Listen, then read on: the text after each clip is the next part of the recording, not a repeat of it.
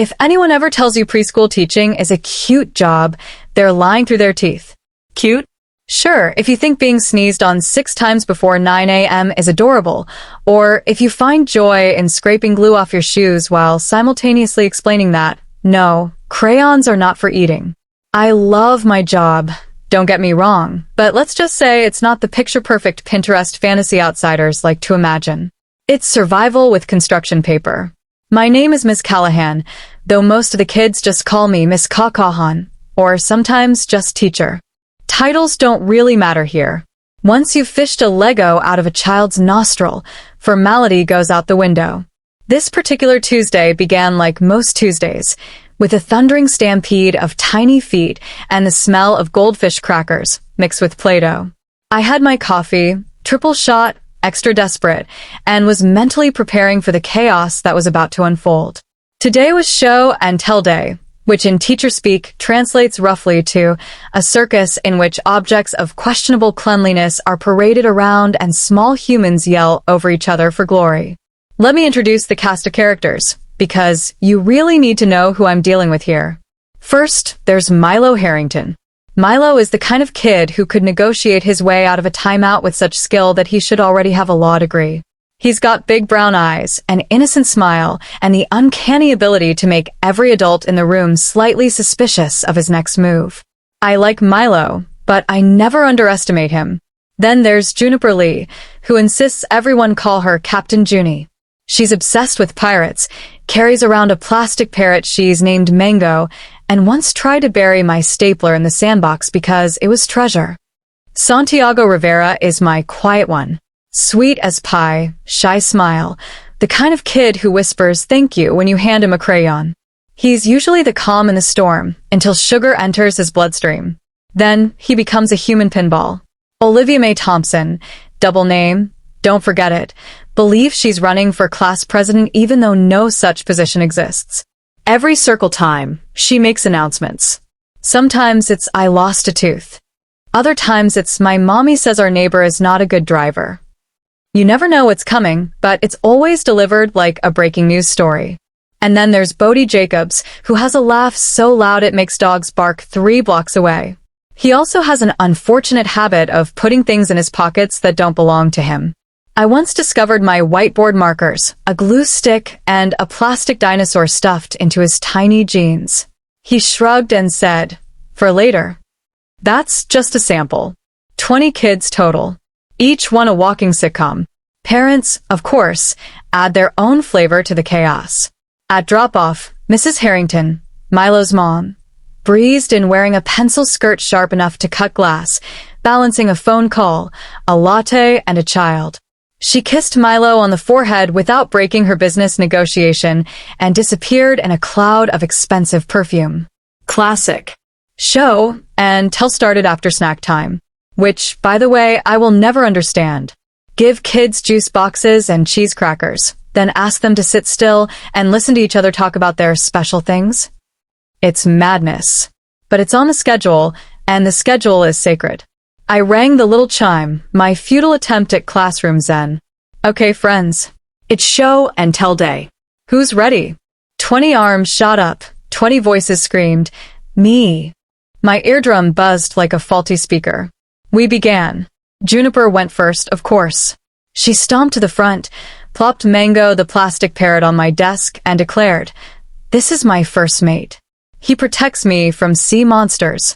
Don't touch him, or he will peck your eyeballs out.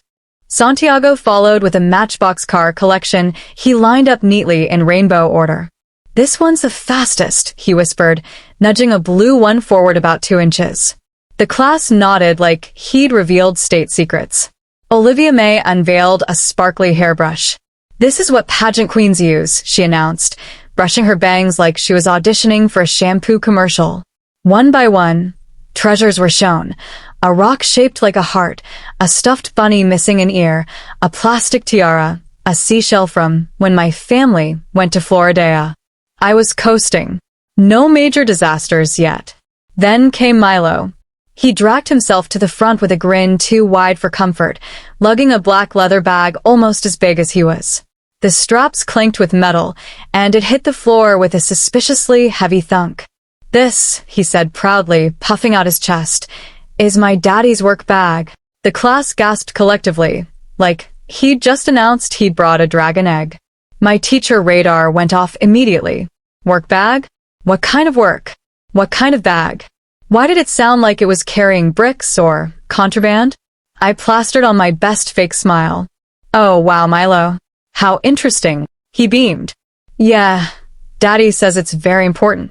He told me never, ever to touch it. But I wanted to show you guys because it's super cool." My heart sank. Rule number 1 of show and tell. If a parent says never touch, you can bet what's inside is not meant for preschool eyes. The class leaned forward like an eager studio audience. Even Santiago, who usually kept his head down, whispered, "Open it." Milo reached for the zipper. And that's when I thought, Lord help me, whatever's inside that bag is about to change my career. When Milo unzipped that bag, time slowed down. Not in a poetic, "Oh, the universe aligns in this moment" way, but in the exact sense that my stomach sank, my coffee threatened to revolt in its cup, and every single pair of eyes in the room focused on the bag as if it were the crown jewels. "Ta-da!" Milo squealed, leaning back as if unveiling the Mona Lisa instead of a black leather bag that was probably plotting my professional demise. The first thing that tumbled out wasn't what I expected. It was a small, neon green feather duster. My shoulders relaxed slightly. Okay, fine. Maybe it's just quirky office supplies, I thought. Then the second thing emerged, a pair of glittery hot pink handcuffs. I blinked. 1, 2. Then they clattered onto the floor with a ding. And Bodhi, being Bodhi, immediately picked them up and yanked the chain. "Look, it's jewelry," Bodhi shouted. "Can I wear it?" "No," I hissed, swooping in like a ninja, grabbing the cuffs before Bodhi could attempt a fashion statement. "It's part of an educational activity," I improvised. Bodhi frowned, disappointed but unconvinced.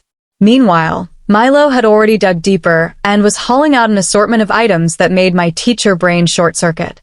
A neon pink feather boa. A pair of sunglasses shaped like stars. A tiny whistle that sounded suspiciously like a police whistle. A single, very sparkly, very suspicious red feather.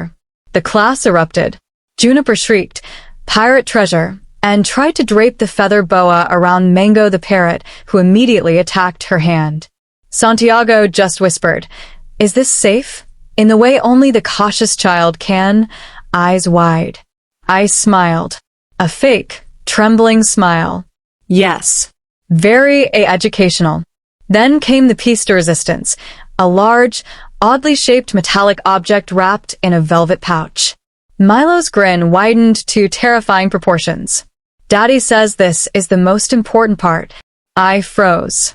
Every warning bell in my teacher brain went off simultaneously. Do not, under any circumstances, let that touch the floor. Or the children. Or your soul. Maybe we can, look at this one later? I tried. After class. In the office. With gloves. Milo, of course, ignored me. He tugged it out, and the velvet pouch slipped open. Inside was a glitter bomb. Yes. A literal, handheld glitter bomb. It detonated immediately. Not violently, but enough to cover the front row of kids in sparkling, sticky glitter. Bodhi howled, "I'm a glitter monster." Milo clapped, delighted. Juniper screamed, "See monster attack." Olivia May looked betrayed, like her hairbrush could never compete with this. I wiped my face. Glitter. Everywhere. My coffee now sparkled suspiciously. "Well," I muttered under my breath, "I guess we're learning about physics. And chaos theory." The kids were in heaven. They pounced on the bag, yanking out a collection of colorful wigs. A whoopee cushion, which, naturally, Bodhi activated immediately. A small, battery-powered disco ball that began spinning and flashing in the corner. By now, the classroom looked like a cross between a craft store explosion and a carnival ride. Parents arriving for pickup later would need therapy. Milo, still beaming, had one final surprise. He pulled out a set of what appeared to be novelty mustaches. "Daddy says these help him when he's serious at work," he announced proudly. He pressed one to his upper lip and immediately tried to steal my glasses. I sighed. I sighed hard. "All right, class," I said, trying to regain some semblance of authority. "Let's, clean up before lunch." No one moved. Glitter stuck to sticky hands, wigs draped over chairs, and the disco ball flashed ominously, as if judging me. At that exact moment, Milo's mother appeared in the doorway. Yes, perfect timing. The door swung open, and there she was, sharp skirt, latte in hand, and the kind of gaze that could cut diamonds. "Milo, I thought I told you," she started, then froze. Glitter rained down from the ceiling. Bodhi was wearing the feather boa. Juniper's parrot was perched on a wig. Olivia May looked scandalized. I smiled nervously, because what else can you do? "Good afternoon, Mrs. Harrington. Milo's sharing some educational materials today," I said. Mrs. Harrington's eyebrows lifted. "Educational?" "Yes," I replied, holding up the glitter bomb. "We are, learning about sparkly textures." She blinked slowly. Then, in a tone that suggested she knew far more than she was letting on, she said, "Milo, maybe we can save the rest for home?" Milo's face fell.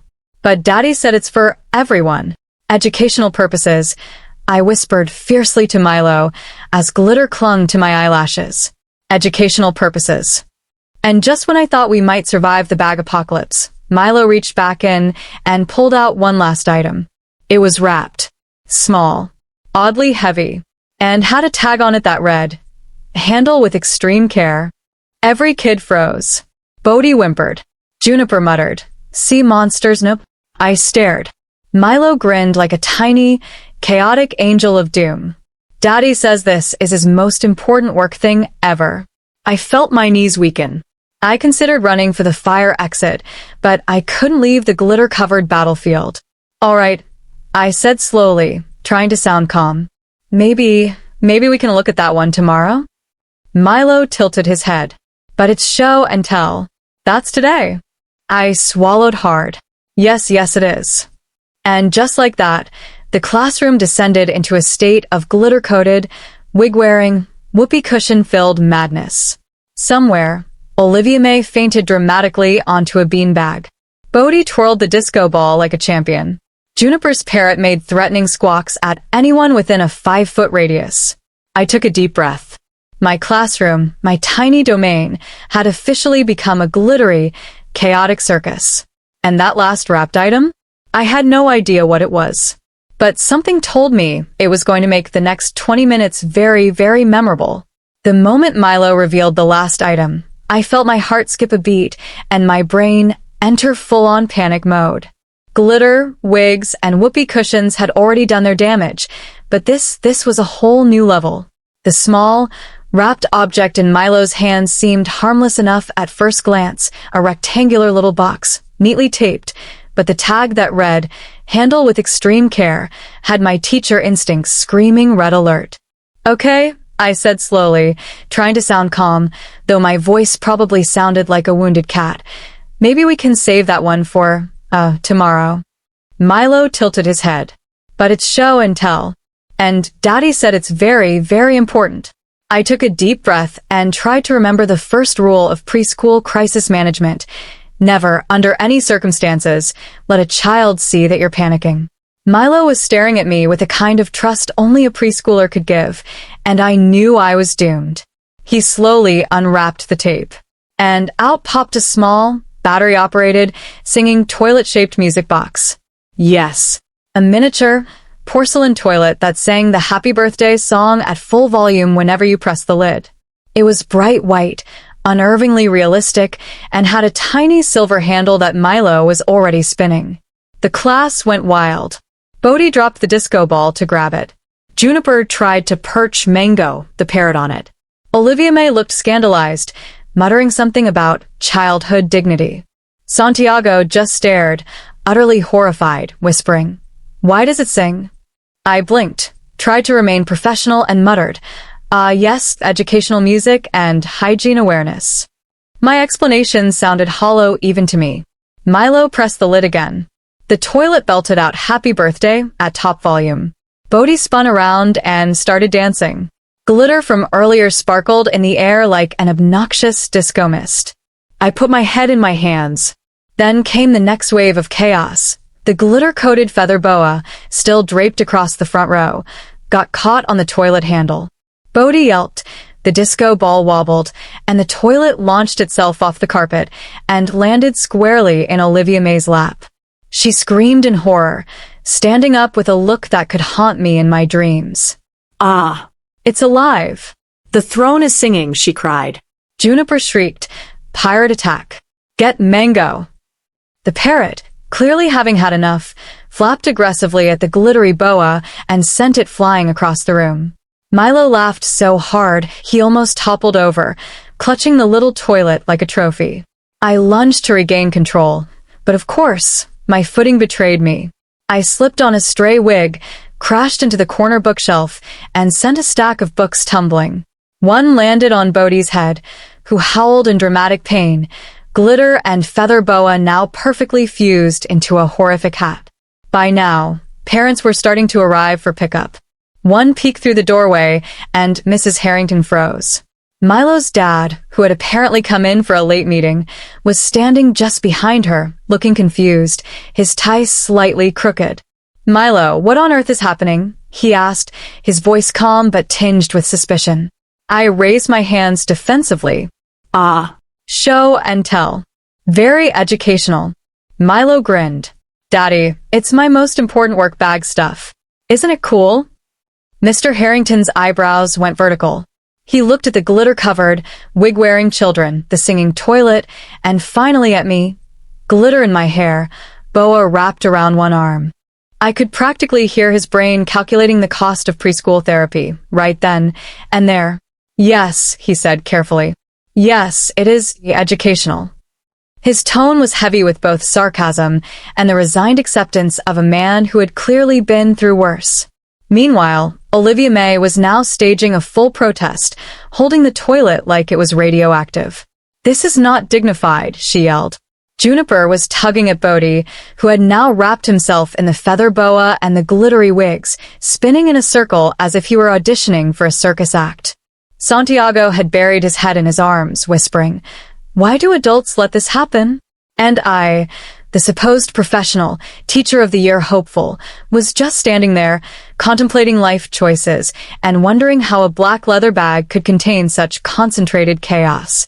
The next disaster arrived when Milo, in his excitement, pressed the toilet lid again. The song blared, and the little toilet slipped from his hands, hitting the floor with a clatter that somehow sounded like applause. Glitter flew into the air, landing on Mrs. Harrington's designer shoes. Oh my," she said slowly, picking glitter off her skirt. "This is educational?" I nodded vigorously. "Yes. Sensory learning. Motor skills. Auditory stimulation." The words came out in a rush, almost hysterical. Then came the final blow, the whistle from the bag, which Milo had decided was now part of the grand performance, got stuck under the disco ball. Bodhi accidentally pressed it with his foot. The whistle's high-pitched wail mixed with the singing toilet and the parrot's shrieks to create what could only be described as a preschool symphony of chaos. At that moment, I realized something terrifying. This wasn't going to end quietly. Show and tell had officially become show and catastrophe. Glitter sparkled in the sunlight, wigs dangled from chairs, the parrot hissed, and the toilet kept singing. I sank to my knees, hands on my face. "Lord," I whispered, "if anyone asks tomorrow about education standards, I'm blaming Milo." He grinned, blissfully unaware of the near-therapeutic trauma he had just caused. "Daddy says it's important to share?" "Yes," I muttered, glitter sticking to my eyelashes. "Very important." And as the bell rang for the next activity, craft time, because apparently chaos wasn't enough, Milo turned and whispered conspiratorially, "Next week, I'm bringing Mommy's work bag." I swear I heard my soul quietly leave my body. By the time craft time rolled around, I had officially accepted two things. One, preschool is a war zone disguised as a learning environment. And two, Milo Harrington is basically a tiny, glitter-coated chaos wizard. The glitter from the toilet, wigs, feather boa, and the stray sparkles from the disco ball had managed to infiltrate every corner of the classroom. My carefully organized space looked like a glitter bomb had exploded inside a costume shop. Bodhi, naturally, had claimed the disco ball as his crown. He was now spinning it on his head, yelling, "King of Glitterland," while waving the feather boa like a royal sash. "All right, everyone," I announced, trying to sound like a competent adult. "Craft time. Let's, focus on paper and glue this time." Juniper immediately misunderstood. Oh. "Pirate's craft," she shouted, holding Mango the parrot over a glue stick as if it were an assistant. "Perfect," I said, my voice deadpan. "Very educational." Santiago, ever the cautious one, tried to use a piece of construction paper as a shield. Olivia May, still traumatized from the singing toilet incident, sat cross-legged with her hands clasped, glaring at everyone as if her dignity was the only thing keeping the universe from imploding. Milo, of course, was in full creative mode. He had decided that every item from his dad's work bag needed to be incorporated into craft time. The glittery handcuffs became bracelets for dragons, the feather boa was a magic wand, and the novelty toilet, well, that became the centerpiece of a very abstract sculpture involving glue, googly eyes, and Bodhi's hair. At one point, Milo managed to glue a feather to Bodhi's forehead. Bodhi screamed, "I'm a unicorn," and ran in circles.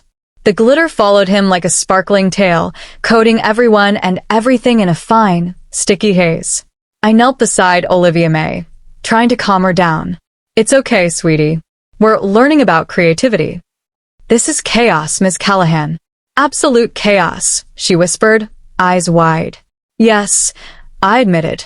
"Chaos is the curriculum today." Just then, the classroom door swung open again. Milo's dad had returned, presumably to check on the bag, or, more likely, to assess the damage. He froze. Glitter sparkled in the sunlight, wigs were strewn across tables, and Bodhi spun past him, feathers flying. "Milo," he said, voice calm but tense. "What is happening in here?" Milo grinned innocently. "Daddy, it's craft time.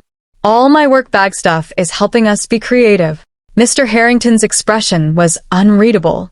He slowly looked from the glitter-covered disco ball to the singing toilet, then back at me. "This is educational?"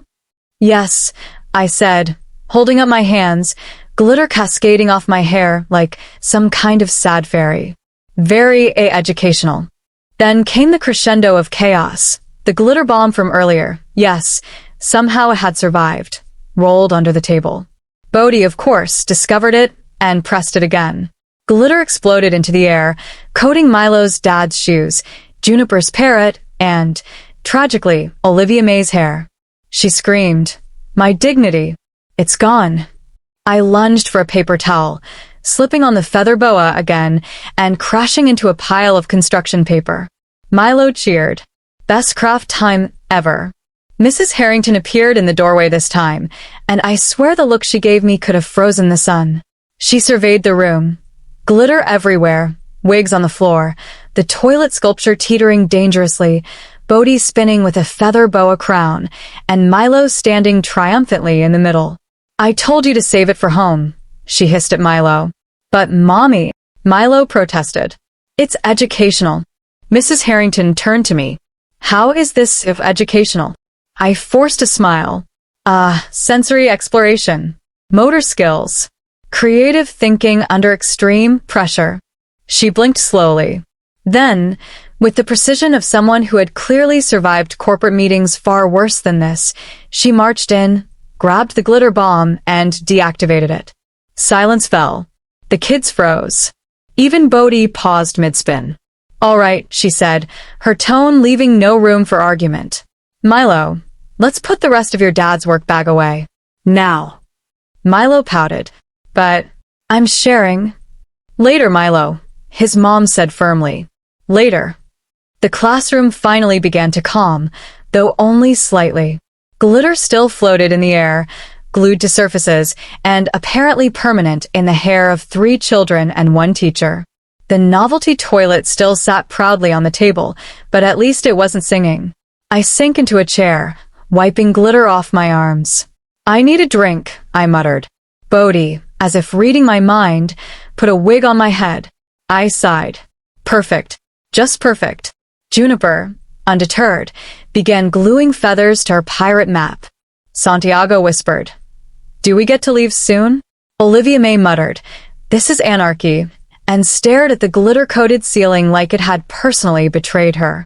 Milo, of course, was still grinning, oblivious to the chaos he had orchestrated. "Tomorrow I'll bring Mommy's bag," he announced. I groaned, realizing that glitter, feathers, singing toilets, and disco balls were not even the peak of the horrors to come. And somewhere deep inside me, a small, exhausted part of my brain whispered, "This is why I drink coffee like it's water." The next morning, I woke up half expecting glitter to rain down from the ceiling of my apartment. My kitchen counters, my hairbrush, and even the cat seemed to be judging me for what had happened in the classroom. Somehow, the events of the previous day had seeped into my soul, and possibly into my laundry. But preschool doesn't wait for teacher recovery. By 7:45 a.m., I was back in the classroom, armed with paper towels, sanitizing wipes, and a very large coffee cup I was clutching like a lifeline. I had a plan. Operation Cleanup. My goal was to restore at least 40% of the classroom to a non-apocalyptic state before the children arrived. I didn't count on Bodhi. Bodhi, who had apparently decided that the glitter-covered wig from yesterday was the ultimate fashion statement, was running laps around the room, laughing maniacally. He collided with Juniper, who was still trying to tie Mango the parrot to her pirate map with a feather boa. The parrot squawked in protest, flapped its wings, and made a general mess of everything within reach. "Milo, don't touch that," I barked, noticing him dragging the novelty toilet across the floor. "It's educational," Milo insisted, spinning the toilet in a circle like it was a top. "Yes, it's very educational," I muttered through gritted teeth. Educational in the sense that it teaches me how to lose my sanity before 8 a.m. By the time snack time rolled around, the classroom looked better in a you could maybe sit in here without sustaining glitter-related injuries kind of way. But peace is never lasting in preschool. Parents started arriving early. Mrs. Harrington walked in first, looking impeccably put together despite glitter still clinging to her heels from the previous day. Milo, of course, greeted her by holding up the toilet like it was a crown jewel. "Milo," she said firmly, "we talked about this." "But it's craft time," Milo protested, holding the toilet high. "It's educational." "Educational, yes," I said automatically, jumping in to support my claim. "Very hands-on learning." Mrs. Harrington raised an eyebrow. "Hands-on, hmm?" Before I could answer, a new wave of chaos entered. Mr. Thompson, Olivia May's dad, had arrived unexpectedly to retrieve his daughter. He froze at the doorway. Glitter sparkled faintly in the morning sun. Bodhi was still prancing around with a feather boa crown, and Milo was proudly spinning the novelty toilet. "Ms. Callahan," he said slowly, "can you explain what exactly happened yesterday?" I inhaled. Yes. Show and tell, very educational. Sensory, auditory, creative, all those learning things. Olivia May pointed at the toilet. "And this is not dignified." "Yes," I said, trying to nod without looking like I was about to cry. "Totally dignified." By now, Milo had pulled out the glitter bomb again. I don't know how it survived deactivation yesterday, but here it was, blinking innocently, like a ticking time bomb. Before I could intervene, Bodhi kicked it. A small poof of glitter exploded into the air, coating Mr. Thompson's suit. He froze. Olivia May's jaw dropped. I sighed. "And that," I said, "is interactive education." Juniper, of course, used the distraction to perch Mango on the novelty toilet. The parrot screeched in protest, and the toilet's music box started belting out Happy Birthday at full volume. Milo clapped in delight. I threw my hands in the air. "Class. Circle time. Everyone, circle. Now." It took 20 minutes and 3 bribes of stickers to get everyone to sit in a rough semicircle. Bodhi kept spinning the disco ball, scattering light and shadows across the glitter-coated room. Juniper whispered, "Pirate sunlight. as Mango squawked along with the music. I glanced at Mrs. Harrington. She was glaring at Milo, who was looking very proud of himself. I whispered, "Tomorrow maybe we keep the work bag at home?" She nodded sharply, then added, "Or I come in to supervise." I shivered. She would be armed with reason and authority. Dangerous combination. After an exhausting morning of glitter vacuuming, educational, toilet demonstrations, and constant parental interventions, I realized something horrifying. This was not going to be a one-time event. Milo Harrington was a force of nature. His work bag was essentially a portable chaos machine. And I, Ms. Callahan, had volunteered to be the human safety net. As the day ended and parents collected their sugar-high, glitter-coated children, I slumped in my chair and closed my eyes. I could still hear the faint echo of the singing toilet in my head. Milo waved at me, holding the bag tightly. "Tomorrow, Mommy says I can bring Mommy's bag," he said cheerfully. I groaned so hard it might have registered on the Richter scale. "Dear Lord," I muttered, "please let me survive show and tell week." And somewhere deep in the back of my brain, I knew I probably wouldn't. If I thought yesterday was bad, I had no idea what true horror looked like until 8:05 a.m. this morning. I arrived at the classroom, coffee in hand, bracing myself for operation. Survive another show and tell. The first thing I noticed was Bodhi. Bodhi, of course, had somehow managed to glue a wig to the disco ball. It was spinning on the table, wobbling precariously, like a glittery top ready to explode. He was wearing one of Milo's dad's feather boas around his neck, twirling with glee. I tried not to scream. "Bodhi," I said quietly, "we are not doing interpretive dance today." "Why not?" he asked, grinning through the glitter stuck to his cheeks. "It's educational." Ah yes, education. The recurring theme of my misery. Milo arrived shortly after, dragging the black leatherwork bag behind him like a puppy. He was grinning ear to ear, completely unaware of the sheer terror I was about to experience. "I brought Daddy's bag again," he announced. "And Mommy says I can bring hers too." I froze mid-breath. The room went silent for a fraction of a second, and then chaos erupted. Bodhi attempted to run a glitter-covered race with Milo trailing the bag. Juniper tried to place Mango the parrot atop the novelty toilet, again, and Olivia May screamed at the sheer audacity of it all. "Miss Callahan," Milo shouted. "Look at everything we can learn today." "Yes," I muttered under my breath. "We're learning about human patience and the endurance of sanity." And then it happened. The door swung open. Both Mr. and Mrs. Harrington entered together. Milo's dad looked like he had aged 10 years in the 5 steps it took him to reach the classroom. Mrs. Harrington's glare alone could have melted a steel beam. "What is happening in here?" Mr. Harrington asked calmly, though his calm was clearly paper-thin. I started, desperately trying to smile. "Show and tell. Very educational." Milo proudly waved the novelty toilet. "Daddy, look. It sings." Bodhi kicked the glitter bomb again. It poofed lightly. The parrot squawked. Disco balls spun wildly. I covered my face with my hands, silently praying for divine intervention. Mrs. Harrington's voice cut through the chaos like a laser. "Miss Callahan, explain." "Now." I inhaled, glittering hair sticking to my face. "Well, Milo brought his dad's work bag, which is full of, teaching tools. He's sharing them with the class." Mrs. Harrington raised an eyebrow. "Teaching tools?" "Yes." "Very hands-on learning," I said, holding up my coffee like a lifeline. Juniper yelled, "Pirate magic," as Mango squawked violently. Bodhi twirled past them both. Olivia May held the novelty toilet like a weapon, muttering about childhood dignity violations. Mr. Harrington sighed. "We didn't realize it would cause this level of chaos." I nodded vigorously. "Totally. Very educational." My voice broke slightly at the end. Then Milo, in his infinite preschool wisdom, decided it was time to unzip the bag completely. Out tumbled a rainbow of chaos. Feather boas, glitter bombs, and wigs. The handcuffs, somehow still intact.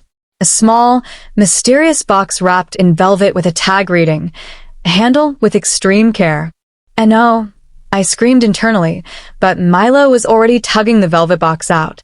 Mrs. Harrington lunged, just as Milo pressed the top. A small, mechanical noise erupted. It wasn't dangerous, thankfully, but it spun, beeped, and ejected confetti everywhere. Glitter mixed with confetti, and suddenly the room looked like Mardi Gras had collided with a craft store explosion. Bodhi danced in it, shouting, "King of Glitterland returns." Juniper, now wearing 3 feather boas, waved Mango triumphantly. Pirate victory.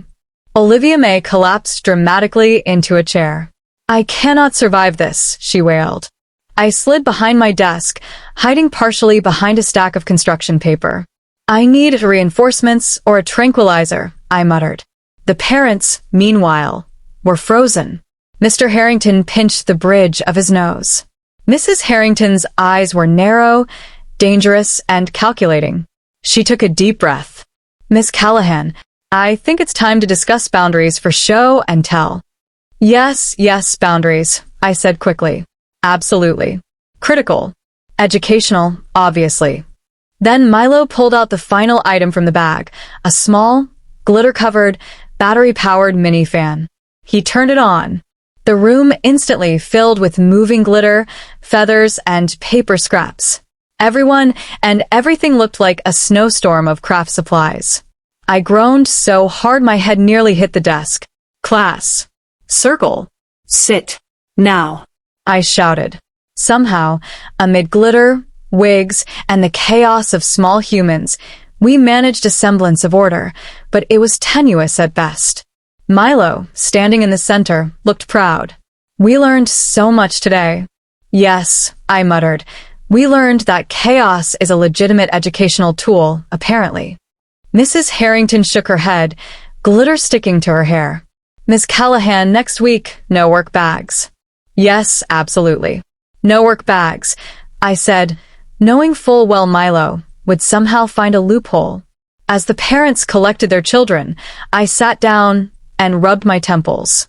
Glitter had invaded every corner of the room. Confetti still drifted from the ceiling, and the disco ball twirled silently in the corner, mocking me. I looked at Milo. He was hugging the black leather bag, eyes wide with joy. "Tomorrow," he said softly, "I'm bringing Mommy's bag too."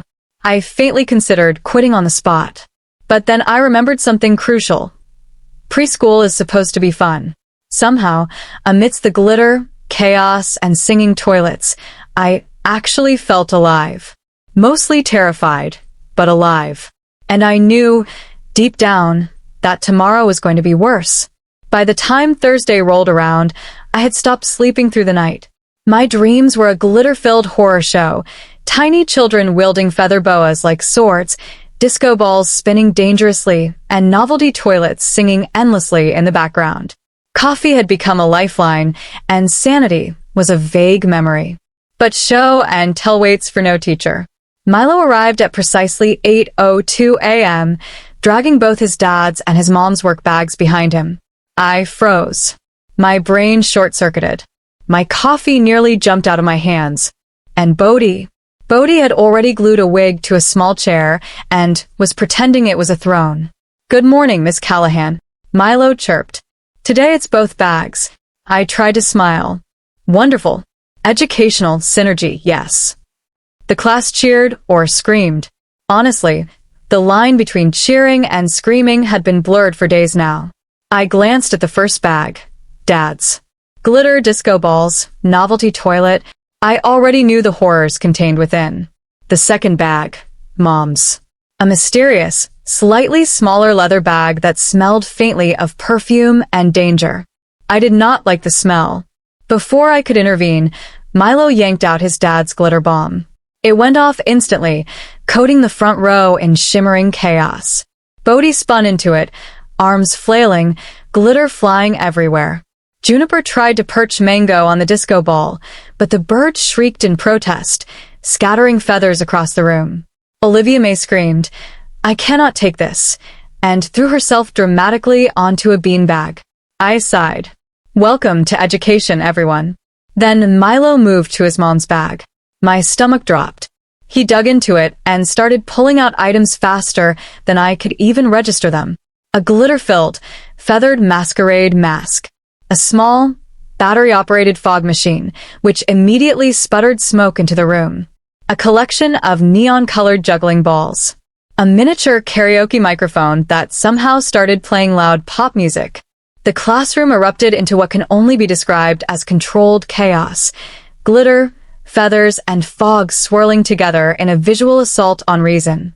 Bodhi attempted to juggle the neon balls, slipping on glitter and colliding with Milo, who was dancing with a karaoke mic. Juniper, meanwhile, had tied Mango's parrot to the fog machine.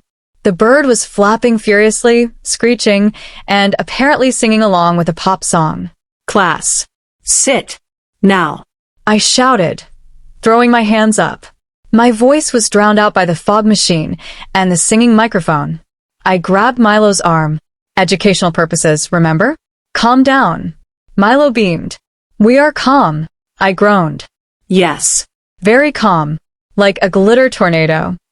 Then came the crescendo of disaster. The novelty toilet from Dad's bag, somehow still intact, slid across the floor and collided with the fog machine. Sparks? Smoke? A tiny alarm beeped. Bodhi yelped. Juniper screamed. Olivia May fainted theatrically. I tried to intervene but slipped on a stray feather boa, landing in a puddle of glitter and spilled juice. Milo clapped. Bodhi crowed. Juniper waved Mango triumphantly. The fog machine hissed like it was laughing at me. At that precise moment, both sets of parents had arrived for pickup. They froze in the doorway, taking in the scene, a classroom that looked like a combination of Mardi Gras, a craft store, and a Cirque du Soleil rehearsal gone wrong. Glitter coated every surface. Wigs, boas, and feathers hung from the ceiling. The novelty toilet and fog machine beeped in tandem. Children were spinning, dancing, and yelling in ways that defied physics. Mrs. Harrington's glare could have melted steel. Mr. Harrington pinched the bridge of his nose. Olivia May's dad looked like he was considering moving to another city. Miss Callahan, Mrs. Harrington said, her voice deadly calm. Please tell me you have a plan. Yes, I said, my hands trembling. Plan, survive. I lunged for the fog machine and novelty toilet simultaneously, nearly toppling a stack of construction paper. Bodhi grabbed the feather boa and sprinted past me, spraying glitter into my hair. Juniper tied Mango's parrot to the disco ball and Olivia May screamed, I quit preschool. I collapsed into a chair, glitter stuck to every exposed inch of skin, trying to strategize. Milo, of course, thought this was all wonderful. Look, we're learning teamwork. Yes, I whispered through my teeth, teamwork in surviving the apocalypse. Somehow, through divine intervention or sheer luck, I managed to deactivate the fog machine, confiscate the novelty toilet, and wrestle the glitter bomb back into a bag. Milo's mom grabbed her own items, shaking her head with the exact combination of exasperation and amusement only a parent can manage. By the time the parents finally collected their children, the classroom looked like a glittery battlefield. I sat on the floor, head in my hands, coffee long gone cold. Bodhi, still wearing a wig and feather boa crown, crawled over to me. We learned a lot today, he said proudly. Yes, I muttered. We learned that sanity is optional in preschool. Milo hugged both work bags tightly. Tomorrow, we can bring more. I stared at him, glitter in my hair, wig stuck to my shoulder, and whispered the only prayer I knew. God help me survive show and tell week. And somewhere deep inside, I knew the universe was laughing. By Friday, I had developed a deep, personal respect for chaos. Glitter had permanently embedded itself in my hair, my clothes, and probably the furniture at home. My coffee cup had become an emergency stress symbol, and my sanity, well, it was on life support. Milo arrived bright and early, dragging both work bags behind him as if they were precious treasure chests. I stared. Hard. He grinned. I tried to glare. The effort was half-hearted. There was no stopping this boy. Good morning, Miss Callahan, he chirped. Today we can finish sharing Daddy's and Mommy's work bags. I took a deep breath. Yes. Finish sharing. Very educational. My voice had gone hoarse from 5 days of yelling over glitter explosions, novelty toilets, fog machines, and feathered parrot shenanigans. Bodhi immediately grabbed the disco ball, spinning it around his head. Juniper perched Mango on the glittery wig pile. Olivia May stared daggers at everyone, muttering, "This is tyranny." Santiago had curled up in a corner, whispering prayers to the preschool gods. I counted silently. How many ways can one classroom descend into madness in 7 days? Answer: apparently, infinity. Milo zipped open the first bag. Out tumbled glitter bombs, feather boas, wigs, novelty toilets, and a battery-operated karaoke mic. I groaned. Class. Circle time. Now. I shouted. Educational purposes, remember. Bodhi twirled past me, disco ball wobbling dangerously. Juniper tried to rescue the parrot from the glitter pile. Olivia May fainted dramatically again. Milo proudly held up the novelty toilet. At that exact moment, both sets of parents arrived for the final pickup. They froze. Glitter coated every surface, feathers floated in the air like confetti, and a foggy haze lingered from, somehow, the fog machine that refused to die. Mrs. Harrington's glare could have stopped a train. Mr. Harrington pinched the bridge of his nose. Milo's mom just sighed, holding her own work bag like a bomb about to detonate. Milo beamed at them. "I brought both bags today," he announced. "Yes," I muttered under my breath. "And tomorrow you'll bring the fire department too." Then the chaos began. Milo pressed the glitter bomb. Bodhi spun with a disco ball. Juniper attempted to glue feathers to Mango. Olivia May screamed, "This is my life now." I raised my hands. Class. Come. Sit. No one obeyed. And then something miraculous happened. Milo's dad took a deep breath, reached into the bag, and, carefully, methodically, started putting items away. Milo's mom followed suit. For the first time all week, I felt a flicker of hope. Slowly, the glitter bombs, wigs, feather boas, and novelty toilets were gathered. The fog machine sputtered its last puff. Bodhi reluctantly removed the disco ball from his head. Juniper finally unhooked Mango from the pile of chaos. Olivia May allowed a tiny sigh of relief. Santiago peeked from his corner, cautiously optimistic. I sank into my chair, exhausted but victorious. "Finally, order," I whispered. Milo, of course, wasn't done. "Tomorrow, maybe we can bring Grandpa's bag." I stared at him. I considered fainting. Instead, I whispered, "Yes, yes, tomorrow." The parents laughed nervously. Glitter still clung to their shoes and bags, but the worst of the chaos was contained. Milo grinned, hugging both work bags like trophies, proud of the week-long spectacle he had orchestrated. I looked around the classroom, glitter in my hair, a feather stuck to my shoulder, coffee-stained, exhausted, but alive. Somehow, despite everything, it had been fun. Mostly terrifying, but fun. And as the final bell rang and parents carried their sugar-high, glitter-coated children home, I realized something important. Preschool isn't just about learning the alphabet or counting blocks. It's about surviving chaos, finding humor in disaster, and somehow keeping your sanity while tiny humans turn everything you love into glittery, feathered madness. I sighed, smiling wryly, and whispered to no one in particular. Next week, craft supplies only. No work bags. Ever again. Milo, of course, did not hear me. He was already planning next week's adventure. And me? I poured another cup of coffee, braced for the glitter fallout, and mentally prepared myself to survive another week of preschool, because if show and tell had taught me anything, it was that in the world of tiny humans, chaos was guaranteed. It's been a week since the great work bag debacle of preschool history, and I'm still finding glitter in places I didn't know existed. My coffee cup has a permanent shimmer. My hair occasionally sparkles when sunlight hits it just right. And yes, I may have had a small, whispered argument with my cat over the moral implications of feather boas. Milo Harrington? He's back to his usual cheerful self, grinning at me like he's planning world domination one show and tell at a time. I've secretly started keeping a bag emergency kit under my desk. Gloves, paper towels, hand sanitizer, and a small fire extinguisher, just in case. Bodhi, naturally, is still pretending the disco ball is his crown. Juniper has turned Mango into a permanent craft assistant. Olivia May has issued a formal petition for glitter-free preschool zones, which I silently support. Santiago just watches everything, muttering philosophical observations that make me question my entire career choice. As for me, I've learned several important lessons. Never underestimate a preschooler with a parent's work bag. Glitter is both a weapon and a curse. Feather boas are surprisingly dangerous when combined with a disco ball. Sanity is optional. Coffee is essential. The phrase educational purposes can get you through almost anything temporarily. And yet, Despite the chaos, the screaming, the glitter explosions, and the novelty toilets, I wouldn't trade it. Because every day, in the middle of the madness, there's a moment. A giggle, a creative triumph, a child's pride in sharing something they love. That's when I remember why I became a teacher. Not for peace, not for quiet, not for orderly classrooms, but for moments of pure, unfiltered joy and the occasional terrifying, glitter-coated disaster that reminds me I'm alive. I sip my coffee, glance at the empty classroom, and mutter under my breath, next week, maybe no work bags. Or, at least, not both. Somewhere in the distance, I swear, I hear Milo plotting his next great adventure.